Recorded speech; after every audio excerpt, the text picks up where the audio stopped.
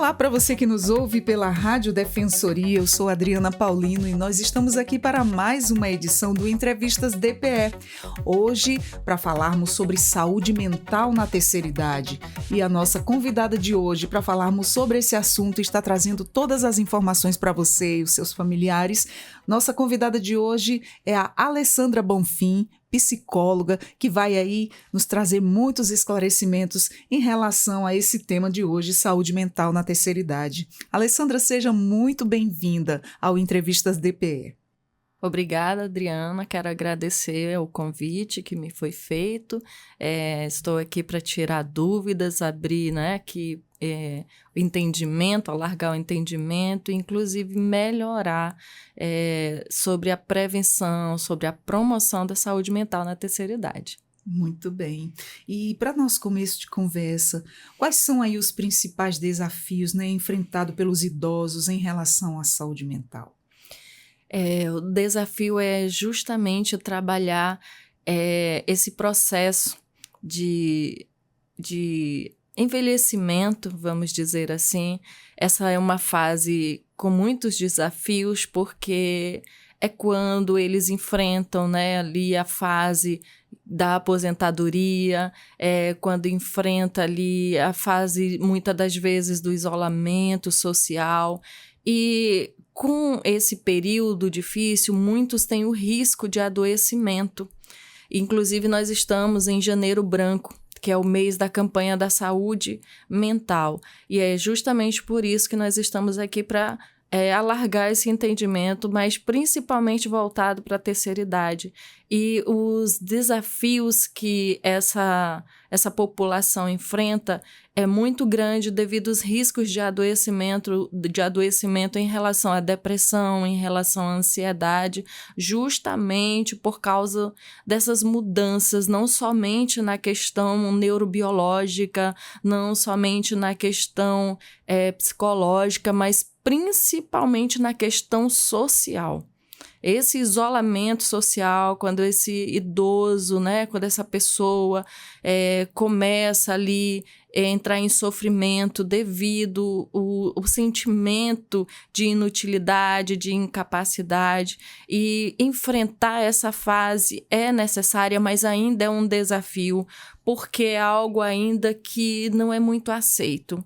Então, a nossa população em geral, não só aqui no nosso município, não somente no estado e nem no nosso país, mas é um adoecimento geral que acontece e a gente precisa abrir os olhos para esse período de risco, uma fase vulnerável na vida das pessoas da terceira idade, porque o risco de suicídio é muito grande. Então, o desafio é trazer essa aceitação, porque muitos ainda ignoram o adoecimento mental. E como diz a Organização Mundial de Saúde, a saúde não é a ausência de doença, mas é sim saber viver, seja qual for o momento de adoecimento, com qualidade de vida.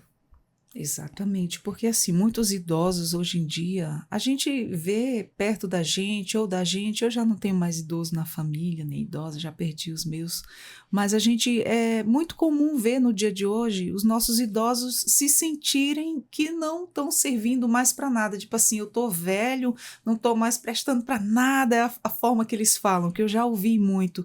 Aí a gente tenta amenizar ali com a conversa, não é assim, seu menino, não é desse jeito, o senhor já serviu muito, hoje é tempo de você descansar. E essa questão da aceitação, não é? Que é muito difícil. Você foi uma pessoa que trabalhou a vida inteira e de repente você está ali já na terceira idade, não está mais trabalhando. Alguns aposentados, tem pessoas que não aceitam. A gente vê muito hoje no nosso dia a dia, E como é que a gente identifica que o idoso está com depressão, com ansiedade na terceira idade? Mudanças de comportamento, Ele sempre vai ter essa mudança de comportamento. Há aqueles casos que essa pessoa ela já deveria ter um transtorno mental, como um transtorno depressivo, um transtorno ansioso, que infelizmente a falta desse tratamento precoce, a falta de um diagnóstico precoce, também, além de ser um desafio, é também uma dificuldade desse paciente levar esse tratamento adiante, né? Então, a família pode identificar através da mudança de humor, através do isolamento, palavras que são ditas depreciativa, né? Então, é importante ficar atento, porque esses serão sinais relevantes de serem observados. Ainda falando sobre o desafio que a gente tem, um deles, enquanto você falava, Adriana, que foi essa fala de dizer que não serve mais para nada, eu sou inútil, eu não sou mais capaz.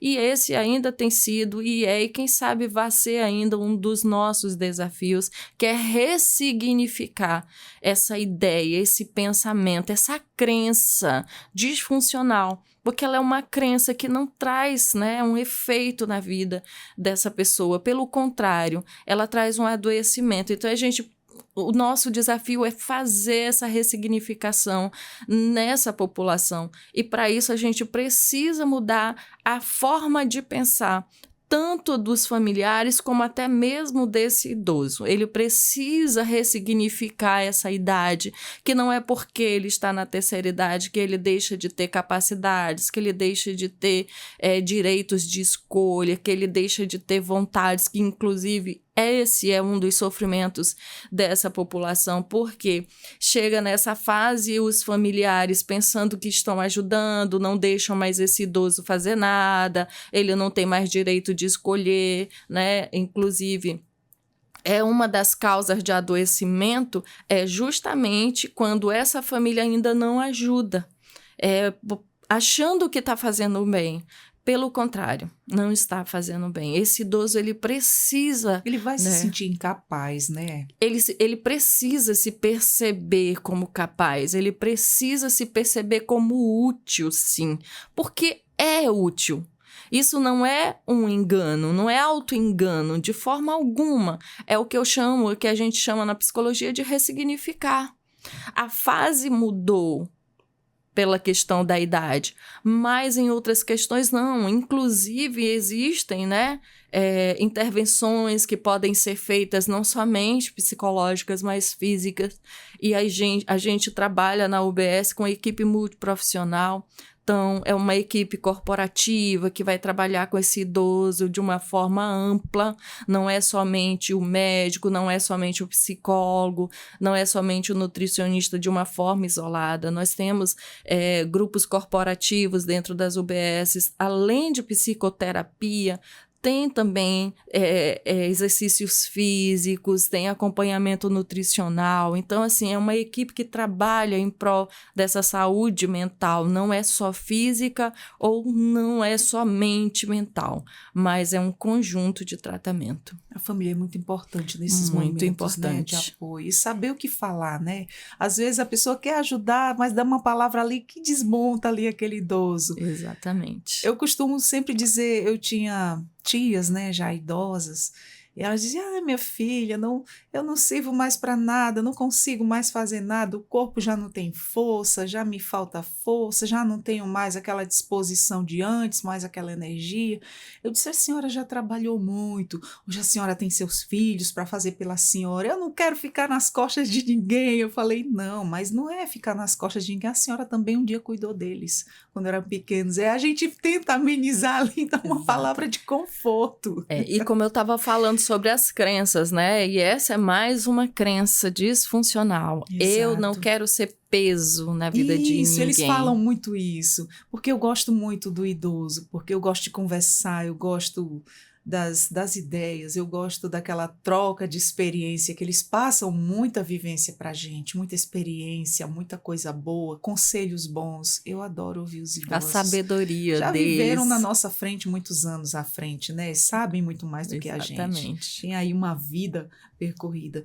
E fala pra gente, Alessandra, quais são as práticas que elas podem ajudar os idosos a manterem aí uma boa saúde mental? Né, um relacionamento social saudável, né, buscar conversar assuntos agradáveis. Uma outra prática é a meditação. Infelizmente, né, no adoecimento, principalmente na depressão, existem idosos que visitam muito o passado. e isso traz ali uma nostalgia muitas das vezes, né, que é uma saudade boa, mas infelizmente quando esse idoso ele não sabe lidar com esse passado, ele sofre com esse passado e é uma das causas de adoecimento mental.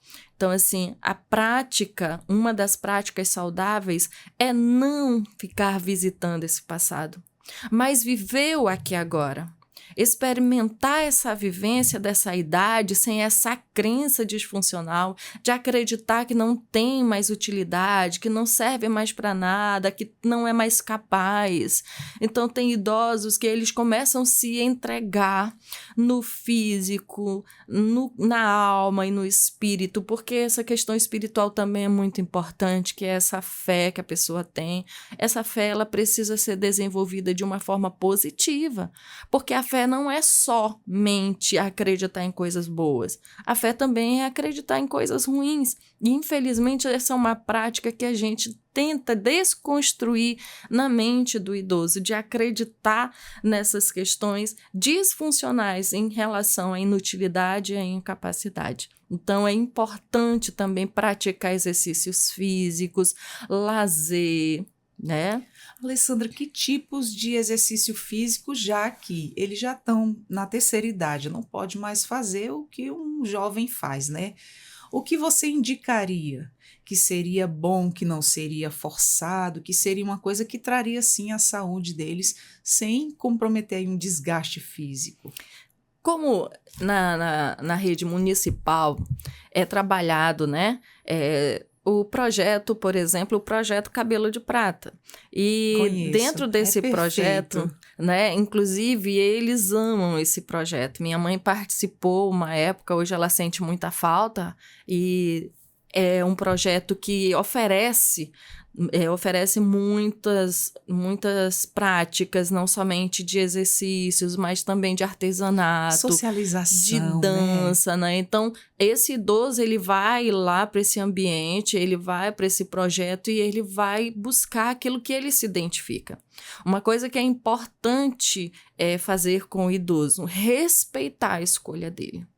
Né? Não forçar ele a escolher aquilo que ele não quer, mas tentar, né? Tipo dizer, estimular. Você tem autonomia, você não está Isso, inválido, você isso. tem essa opção de escolha. E isso vai fazendo ele se sentir importante Apesar também, de que, Adriana, no quadro depressivo, esse idoso ele vai querer estar isolado. Então, nesse caso, você não vai obrigar, mas você vai estimular, vai tentar trazer para ele. Por isso é importante o diagnóstico precoce desse adoecimento mental através desses comportamentos que eu já citei. E um deles é o isolamento. É quando esse idoso ele começa a não querer mais sair de casa, e a gente tem muito desses casos de filhos que procuram a gente na UBS para tratar. Inclusive, a gente chega a fazer visita. Eu já cheguei a fazer visita em pacientes que não têm esse ânimo de sair de casa para nada.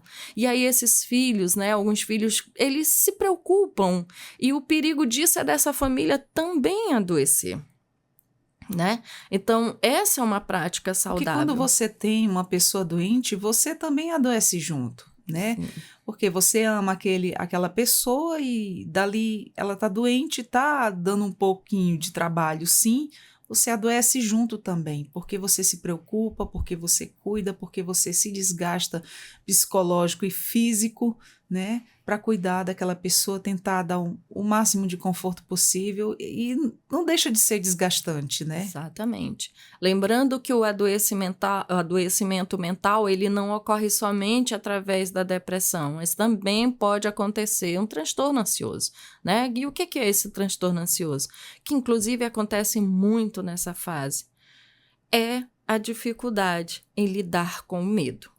Como é uma fase que muitos não têm mais perspectiva de vida, não tem mais projeto para a vida, não tem mais planos, começam a se entregar, e o risco é muito grande de tanto adoecer de depressão como de transtorno ansioso. Então, esses sinais, eles serão dados. Esse idoso ele vai começar a deixar de querer fazer aquilo que antes ele gostava de fazer. Esse já é um sinal.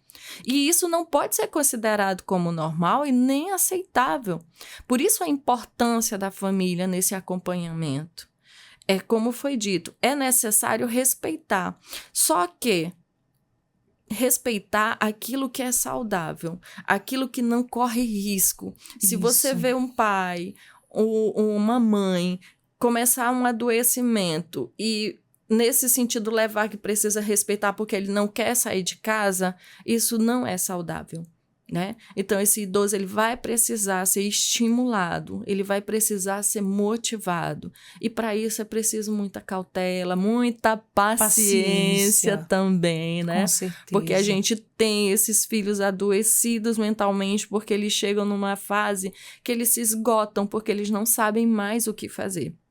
É aqui que eu novamente trago a questão de identificar isso precocemente, porque existem as formas naturais, mas quando não consegue fazer nenhuma intervenção de forma natural, infelizmente ou felizmente, é necessário praticar ali, passar a questão da medicação. É preciso levar esse idoso ali ao médico para falar desses sintomas depressivos, ansiosos, porque quando se instala uma depressão, uma ansiedade, além de somar com a questão da idade, na questão neurológica, porque tem declínio cognitivo, esse idoso já não vai ter mais aquele raciocínio de quando ele tinha 50, 45 anos. Então, é preciso levar isso também em consideração, a questão cognitiva.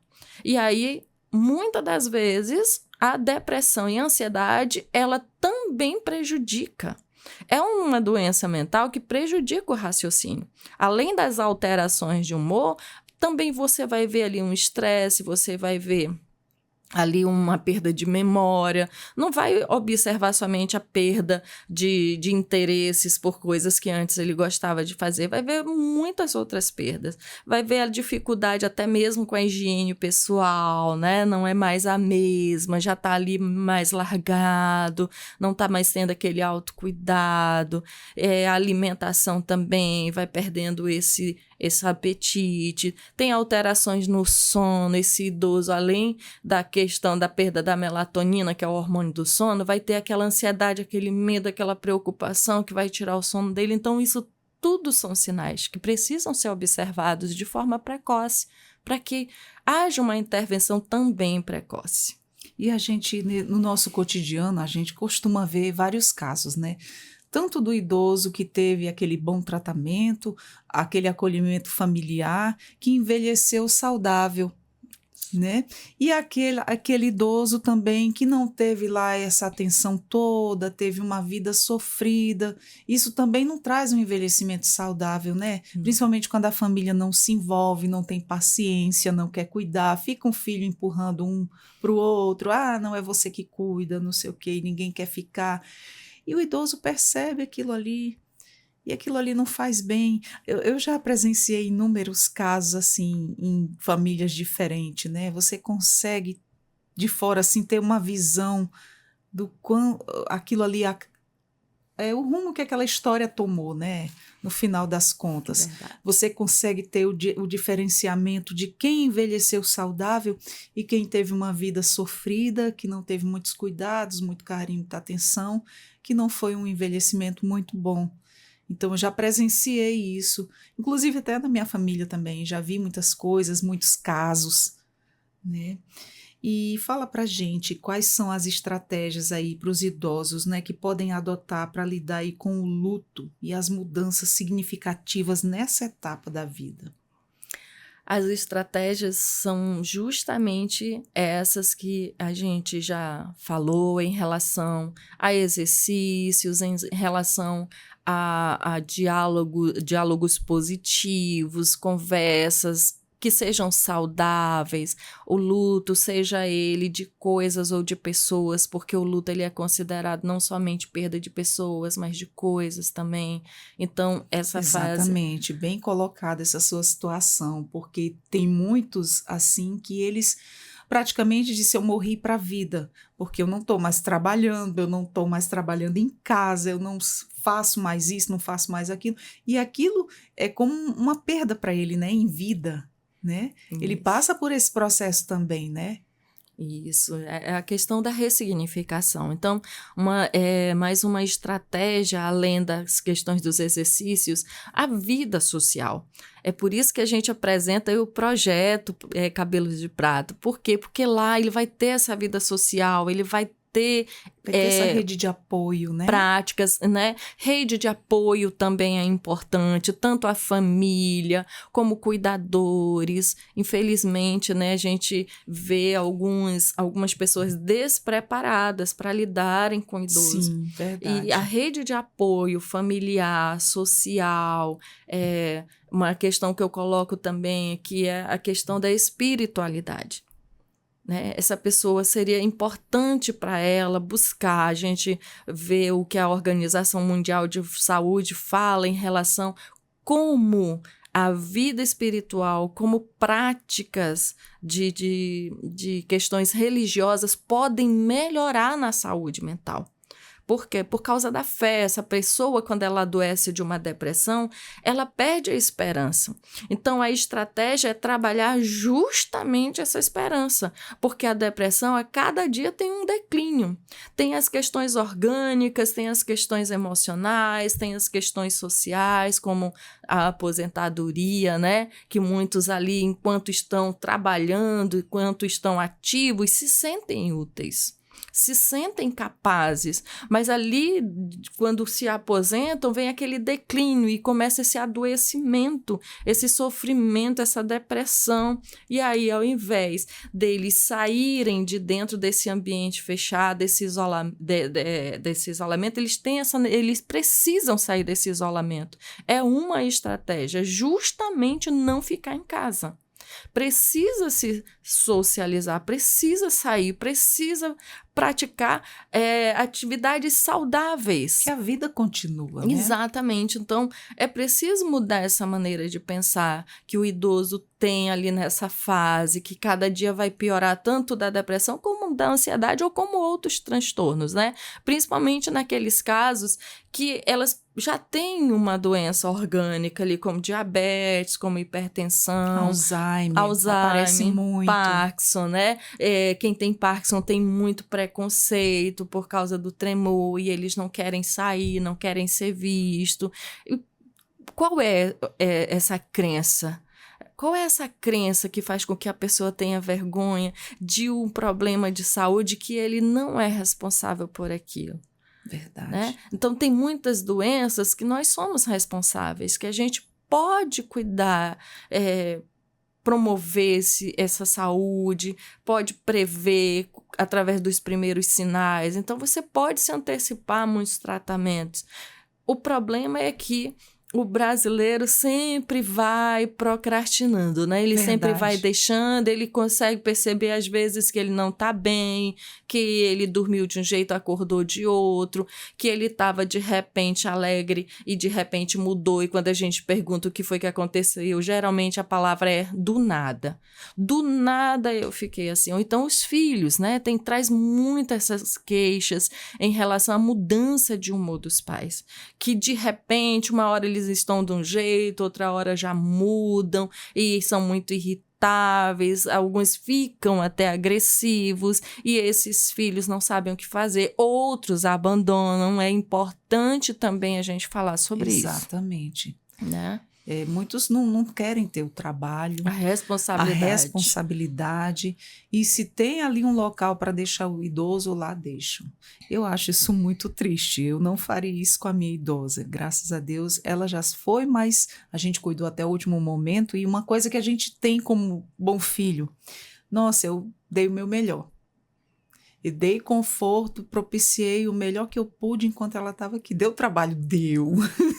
Não vou mentir, ela tinha Alzheimer. E esse pai, essa mãe, ele precisa se sentir amado e não um peso. E, infelizmente, essa é uma realidade que acontece muito e por isso eles pioram, né? Exatamente. Além das questões de saúde física, além das questões de saúde mentais, tem ainda essa questão dessa rede de apoio, como a família. Eles têm sentimento. Até minha mãe com Alzheimer, quando a memória dela falhou por completo, que eu chegava e ela olhava para mim, olhava, Olha, eu nunca esqueci disso, eu vou falar para você agora. Ela olhava para mim, isso é pela questão do você tratar bem, né? Ela Sim. olhava para mim e disse: Eu não sei quem você é, mas eu lhe amo tanto. Gente, nesse dia eu não aguentei, a lágrima caiu, olha. Eu disse: Eu sou sua filha. Ah, por isso. É porque assim, eles deixam, né? Vão perdendo a memória, mas eles não vão Sim, tem perder as sentimento, as emoções, eles não vão perder emoções. os sentimentos, as sensações, né? Então eles Isso. têm ali essa memória afetiva. Ele não sabe quem é, mas ele sabe o que ele sente. Né? Às vezes até só no olhar ele já consegue também perceber o que você sente por ele. Verdade, eles sentem, com certeza. Imagina com as atitudes. E quantas atitudes negativas muitos filhos têm, né? Essa questão que você citou, tá jogando a responsabilidade de um pro outro. Como é que esse idoso vai se sentir? Ele vai ter vontade de morrer mesmo. Nós temos tido um número aí exorbitante com relação ao suicídio na terceira idade. Por quê? O que está acontecendo com os nossos idosos que não estão mais envelhecendo com uma saúde mental? Não se ouvia falar tanto em suicídio nessa idade, né? A gente sempre ouviu falar muito do suicídio, principalmente na fase da adolescência e juventude, mas na terceira idade a gente não ouvia tantos relatos, tantos casos. E, infelizmente, a gente ainda precisa falar, trazer essa educação emocional. Por isso que o Janeiro Branco está aí, para a gente falar sobre a Tá saúde dando mental. ênfase a esse tema, porque é uma coisa que tá aí todo dia. Toda pessoa que, se não tem, mas já teve um idoso na família, né? E tratar de dar aí o máximo de carinho possível, ter paciência. Nossa, eu já sou meia idade, eu já vi tantas situações, Alessandra, que, nossa, você fica olhando assim, meu Deus, mas quem sou eu para julgar? Cada um é cada um. Mas você fica ali comovida com certas coisas que você presencia e visualiza ali na sua vida. Eu já presenciei um caso de uma família que a idosa tinha um pouquinho de, né, recurso e ninguém queria cuidar. Ninguém queria cuidar, era um filho jogando para outro. Eram vários filhos, um filho jogando para outro. E só que daí um quis porque ficou com o cartão da mãe e todos os ganhos da mãe. A mãe tinha umas casas alugadas e ganhava o dinheirinho de aposentadoria. Era pensionista, né? Uma Uhum. pensãozinha até mais ou menos. E o outro filho que era mais visava muito a questão do dinheiro, pegou ela, mas não dava o tratamento correto, o tratamento devido, né? Simplesmente botou com a cuidadora uma pessoa que não tinha paciência, não tinha afeto, não tinha amor, não tinha carinho.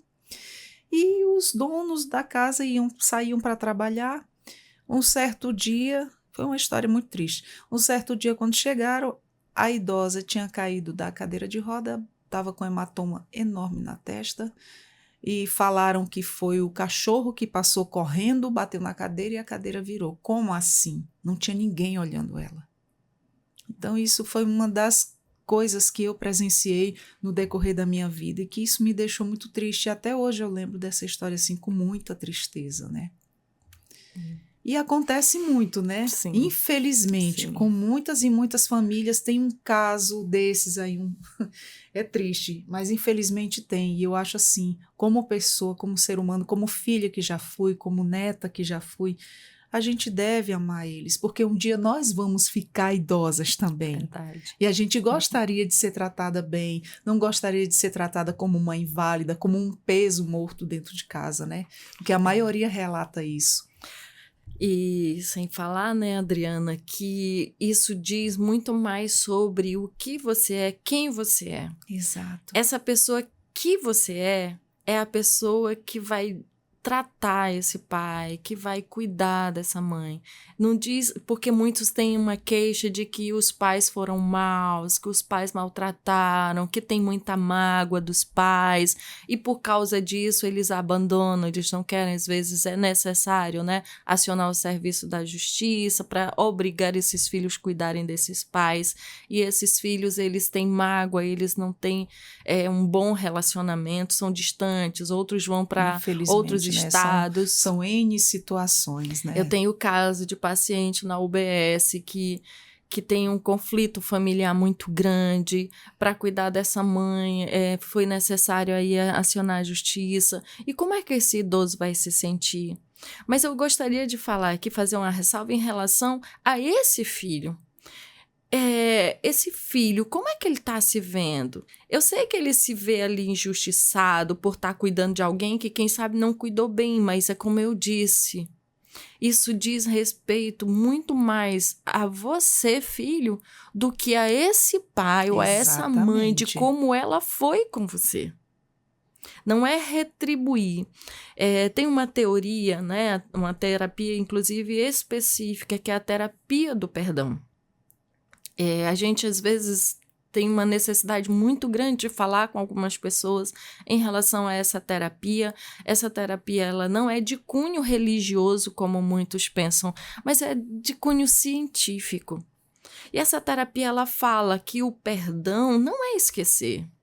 Perdão não é dizer que agora essa pessoa é boazinha, que agora vai apagar os erros dela. A terapia do perdão diz sobre você que perdoa. É quando você consegue se ver de uma forma diferente daquela pessoa que te causou mal. É quando você consegue se ver que, mesmo tendo sofrido tudo isso, você conseguiu ser alguém diferente daquela pessoa que humilhou, que rejeitou, que agrediu, que maltratou, que abandonou, que rejeitou. Porque muitos filhos são rejeitados lá na infância, são criados por outras pessoas, como os avós. E aí, lá na velhice, esse pai, essa mãe, ele aparece querendo direitos e esses filhos ficam revoltados. E eu uso muito essa teoria para trabalhar essa vida emocional desse filho que sofreu. A gente não está dizendo que agora esse pai é bom. Não é nesse sentido. Mas esses filhos precisam se ver como alguém que pode superar esse passado.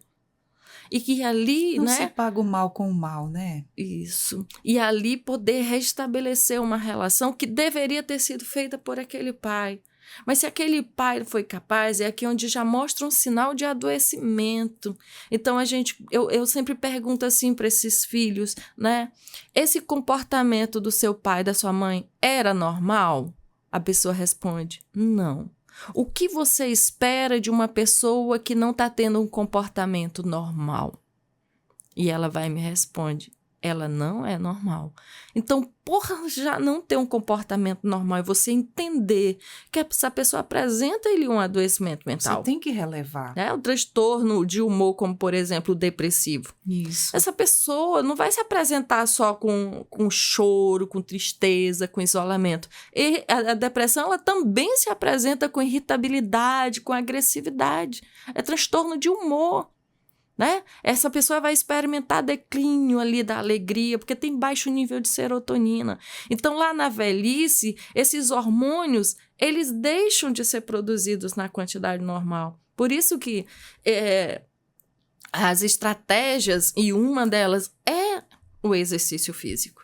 Né? Eu não citei ali todos quando foi me perguntado, mas gostaria de citar, por exemplo, ali yoga, né? Hidroginástica muito boa, né? Que não vai trabalhar somente a questão física, mas trabalha também o relaxamento, aqueles idosos ansiosos, né, que tem aquele transtorno de ansiedade, começa a doer o corpo e aparecem muitas dores, que são as doenças psicossomáticas, aquela pessoa ali que entrou em sofrimento por anos e nunca falou das suas dores, das suas culpas, das suas emoções, porque tem aquele estigma. Tudo retido, né? E vai pro corpo. Isso, reprime ali. Então, se a boca não fala, o corpo vai falar. Então, além da terapia, que é fazer esse idoso falar, porque eles têm também muito essa necessidade de conversar. Por quê? Porque eles estão se sentindo isolados, abandonados, deixado sozinhos, de lado, né? Ali com aquele sentimento da incapacidade, de não se sentir mais importante. E eles têm muito essa necessidade para conversar. Se você parar para ouvir um idoso, você vai ouvir horas e horas, e eles têm assuntos, muitos assuntos. justamente por causa dessa carência de ser ouvido, de ser escutado. Então, assim, tem muitos idosos que procuram a UBS e muitas das vezes nem tão doente, mas eles querem verificar ali, aferir a pressão, eles querem verificar ali a glicemia, e lá eles começam a conversar. Por quê? Porque é uma carência que eles têm que às vezes eles não estão tendo dentro de casa. Né? Essa atenção, com esse certeza. cuidado. Então, esse diálogo com esse familiar, com essa rede de apoio que é a família, os amigos, né? Isso também precisa ser estimulado, essa relação social. Tudo isso ele pode desenvolver lá no Cabelos de Prata. Maravilha, né? Quem bem souber que tiver seu idoso em casa, leve para se envolver num grupo, né? Que seja nos Cabelos de Prata, no que tiver, levar para fazer um exercício, Dançar, né? Inclusive a dançar. dança produz muita dopamina, que é o hormônio do prazer, por isso que eles querem estar lá direto, né? Quando eles não vão, eles E entristecem, eles eles gostam, adoecem. né? Eles gostam. Gostam. Oh. E existe aí alguma terapia ou abordagem psicológica aí mais recomendada para a terceira idade? Sim. A TCC, que é a teoria cognitivo-comportamental, inclusive que trabalha essas crenças, né? São as crenças nucleares, as crenças centrais, as crenças disfuncionais, os pensamentos disfuncionais, que são aqueles geradores daqueles estigmas de preconceito. Por isso que dentro dessa terapia a gente trabalha muito a maneira de pensar. A cognição. A gente faz muitas perguntas, a gente não dá respostas prontas, mas a gente faz esse idoso pensar, inclusive estimula a produção de novos neurônios, né? Que coisa boa, né? Que maravilha isso. E qual é o papel da psicoterapia, né, no tratamento aí de questões emocionais relacionadas ao envelhecimento? O papel da terapia é justamente trabalhar essa questão emocional. Dentro da TCC, a gente tenta ali trabalhar com o nosso paciente as situações de adoecimento. Porque toda situação ela é geradora de um pensamento. E tudo que a gente pensa gera uma emoção. E esse pensamento, essa maneira de pensar com aquilo que eu estou sentindo é o que gera meu pensamento. Por exemplo, a situação de esse idoso não ter mais ninguém para conversar, de ele não sair mais de casa. É uma situação que deixa ele ali, quem sabe, com pensamento. Qual o pensamento? De muitos não darem atenção também, né? Acontece muito, Isso. né? E aí ele começa a desenvolver aquele pensamento de que ele não é amado, que ninguém gosta mais dele, que ele não é mais importante, né? Porque agora ele já é idoso. E esse pensamento, ele é gerador de um sentimento. E geralmente é o sentimento de tristeza. Assim como também de medo, de a cada dia ficar sozinho. Eles têm muito essa queixa, né? De ter medo, de estar sozinho, de não conseguir mais fazer sua própria alimentação. E é uma coisa que precisa ter muito cuidado quando esse idoso ele quer insistir com algumas coisas, porque ele já começa a esquecer ali a panela no fogo, alguma coisa Fogo ligada, isso é um aceso. perigo. Isso. Mas, ao mesmo tempo, a gente não pode tirar, né, essa prática se ele quiser se sentir útil, mas é importante que ele seja supervisionado. É importante, né, que esse idoso não fique sozinho, dependendo do quadro físico dele, se tiver algum problema ali de locomoção, é importante também que ele seja observado aí ao banho, porque eu trabalho ali no HGR também, e a gente tem muitos casos de idosos com fraturas no fêmur. Por queda, né? Exatamente, por falta dessa supervisão de alguém que possa estar ali observando. Não é tirar dele o direito dele fazer algo que ele queira. Isso é a questão da autonomia, que precisa também ser estimulado e não desestimulado, dizendo para ele que ele não pode mais, porque ele já está velho, já deixou a panela no fogo, já esqueceu. Não tem necessidade de trazer isso para ele, porque ele já tem esse pensamento, né? De que ele já está nessa fase. Então, quando alguém fortalece essa ideia, isso piora. E aí é onde vem aquele comportamento irritado, grosseiro, muitos agridem, né? Reagem contra aquilo que estão fazendo com eles. E é importante, e esse é o papel da terapia, é trazer para esse idoso esse reconhecimento dessas situações. Trabalhar essa maneira de pensar, que ele pode sim mudar. Ele pode mudar essa maneira de pensar, que ele é alguém útil, sim, que ele é alguém capaz, sim. E aí muda esse comportamento, é quando estimula essa vontade dele sair, dele participar de algo, porque se eles não estão se sentindo amados em casa, importante em casa, como que ele vai achar que lá fora alguém vai dar importância para ele? Por isso, muitos não querem sair. Verdade, com Né? Então, certeza. ele precisa ser amado dentro de casa, ele precisa ser valorizado dentro desse contexto familiar. Não é lá fora. Né? A família é muito importante nesse processo. Isso é um assunto muito importante para a gente sempre estar falando sobre isso, né? Sim. Muito bom mesmo. Alessandra, para a gente, nosso bate-papo está muito gostoso, muito informativo, mas eu gostaria que você deixasse aí sua mensagem final para as famílias dos nossos idosos.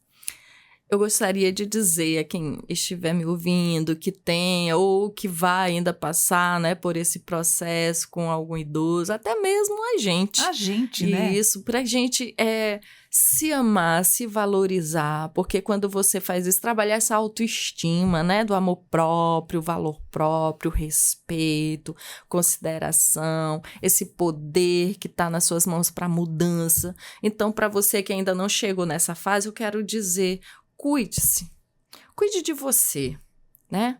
E para quem tem um familiar que já está nessa fase, olhe para esse familiar com um olhar empático, porque um dia seremos nós, né, que estaremos nesse lugar. E como que nós gostaríamos de ser tratados? Exato. O que eu gostaria que fizessem comigo quando eu chegar nessa fase? Então, que eu faça isso. Se eu quero ser amado lá nessa fase, que eu ame agora. Se eu quero ser respeitado nas minhas escolhas, porque tem uma coisa que, infelizmente, é muito triste, mas acontece, né? Inclusive, é causa de adoecimento depressivo. Quando esse idoso é retirado, sem o consentimento dele, desse ambiente, dessa residência que ele morou, quem sabe, por anos, e ele não quer sair. Foi uma situação que aconteceu com essa senhora que eu conhecia, que ela foi tirada da casinha dela, que ela viveu por anos. Ela adoeceu mais ainda, né? Inclusive ficou porque sem eles andar têm muito cedo. apego, né? Tem um apego. Então, se tem uma necessidade de fazer isso, é necessário fazer um acompanhamento e de repente primeiro. A pessoa perdeu toda a autonomia de tudo. Exatamente. Os filhos que estão decidindo o que faz, o que deixa de fazer, e o idoso presencia aquela briga. Sendo que ele ainda tem condições de escolher. E ele ainda tem entendimento. Tem. Ele ainda tem entendimento. Aí fica vendo aquela questão da briga familiar, ou briga pelo pouco que aquele idoso tem, que aquela idosa tem. A gente vê muito isso. Mesmo pacientes com Alzheimer, eles reconhecem o ambiente dele. Sim, né? sim. Tanto que muda ali, ele fica dizendo, eu quero ir para minha casa. Aí tem muitos filhos que enganam. Dá uma voltinha, chega de novo, pronto, chegamos em casa. Mas não chegaram no mesmo lugar. E a pessoa ali se conforma por alguns momentos. Não muito longe. Eu tive um exemplo dentro de casa. Minha mãe teve Alzheimer, morava no Nordeste. Aí a gente só somos 2 filhas, moramos aqui em Boa Vista. E a gente não ia deixar ela sozinha lá naquela situação. E nós já temos a nossa vida aqui, família, trabalho. E aí o que aconteceu? A mais velha foi lá, mamãe, a senhora tem que voltar, porque é lá que a gente está, e ela não queria, mas veio. Então, assim, a gente proporcionou o melhor que pôde para ela, né? Ela não queria, gostava do lugar dela. Quando a memória já estava falhando, acabando, e olha que o tratamento era VIP, viu? E a memória já estava falhando, ela falava, eu quero ir para casa. Ela começou a fase de fugir. Fase de fugir, ninguém deixava o portão aberto, era aquela vigilância em cima dela 24 horas. Pode até mesmo. Que um dia ela achou Pode o portão encostado e saiu. Gente, ficou todo mundo apavorado. E ela estava dando a volta na quadra já. E para onde a senhora vai, mamãe? Vou para casa. Aquilo, o sentido na casa. E mesmo quando ela apagou a memória por completo, ela perguntava, cadê a minha casa?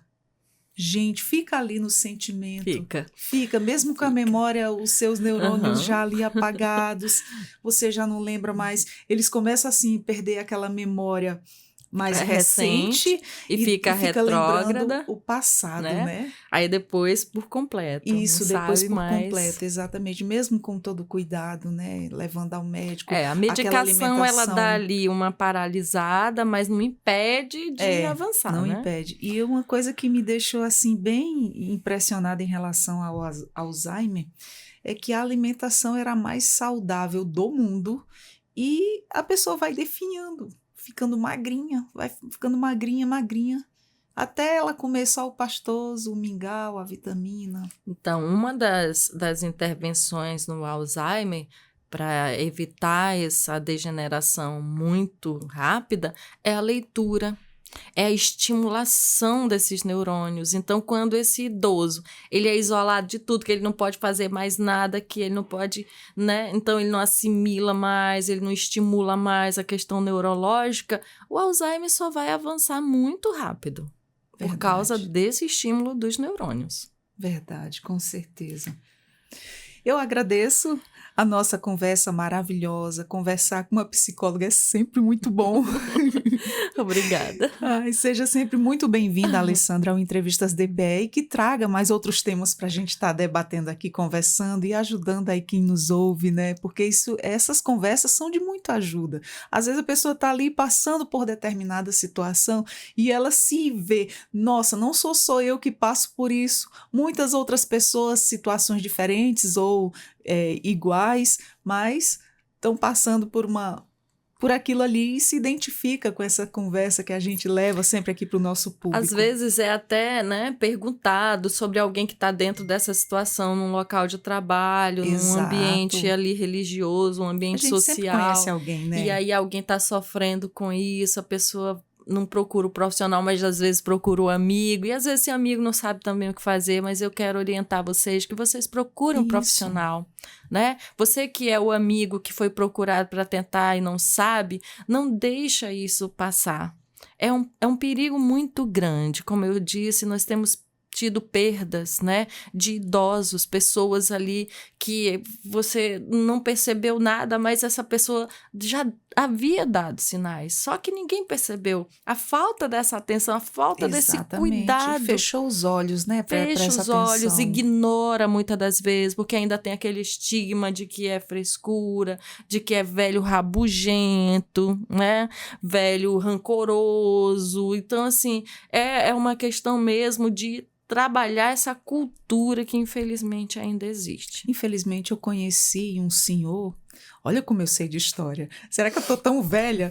Olha, eu conheci um senhor, já pra gente finalizar, eu conheci um senhor no Nordeste e ele tinha muitos filhos e ele tinha várias casinhas alugadas, também alugava, tinha ali um dinheirinho dele e ele se juntou com uma senhora meia-idade.